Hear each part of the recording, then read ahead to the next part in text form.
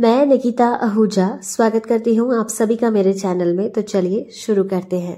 Sindhi special बोरी या कुटी बनाने के लिए इन इंग्रेडिएंट्स की रिक्वायरमेंट है। वीडियो लाइक, शेयर और चैनल को सब्सक्राइब करें ताकि ऐसी सिंधी और यमी रेसिपीज आपको हमेशा मिल पाए। तो सबसे पहले हमने एक बर्तन में 2 कप आटा लेना है गेहूं का और इसमें पानी ऐड करना है। अब आटा लगा देना है नॉर्मली जैसे हम आटा लगाते हैं चपाती का, थोड़ा सा थिक लगाइए। अब हमने इसमें मोइन ऐड करना है यानी कि घी। ये इम्पॉर्टेंट है बहुत, ये मिस ना करें, यही एक हीरो इंग्रेडिएंट है इस रेसिपी का। आटा लगाने के बाद 5 मिनट इसे रख दीजिए। उसके बाद हमें बेल लेना है नॉर्मल रोटी की तरह। ये जो बोरी है ये बहुत ही पौष्टिक होती है। अगर आपने अभी अभी डिलीवरी की है या वीकनेस महसूस करते हैं तो ज़रूर से इसका सेवन करें। आपको बहुत ही चेंजेस और स्ट्रेंथ दिखाई देगी अपनी बॉडी में। अब हमने चपाती सेक लेनी है, जैसे हम रोटी सेक लेते हैं ना नॉर्मली, वैसे ही सेक लीजिए दोनों तरफ से।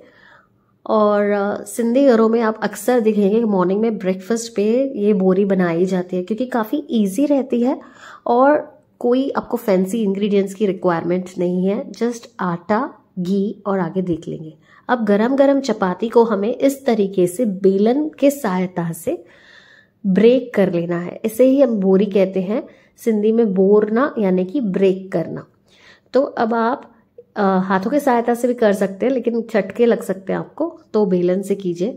अब 2 बड़ी चम्मच देसी घी ऐड करा है और इसमें 2 बड़ी चम्मच चीनी ऐड की है।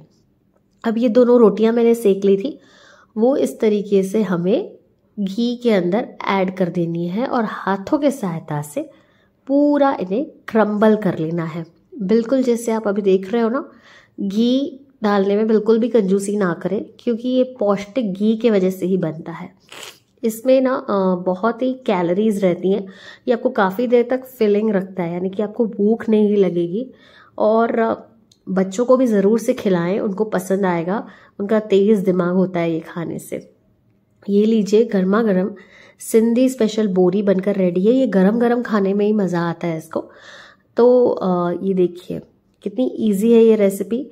आप भी बनाएं और कमेंट में मुझे बताएं कैसी रही। इसे पापड़ के साथ खाइए क्योंकि अगर आपको चीनी से थोड़ी खांसी वगैरह होने लगती है तो पापड़ से वो बैलेंस हो जाएगा, या मीठा भी लगेगा तो पापड़ से थोड़ा ये टेस्ट इसका अच्छा लगेगा।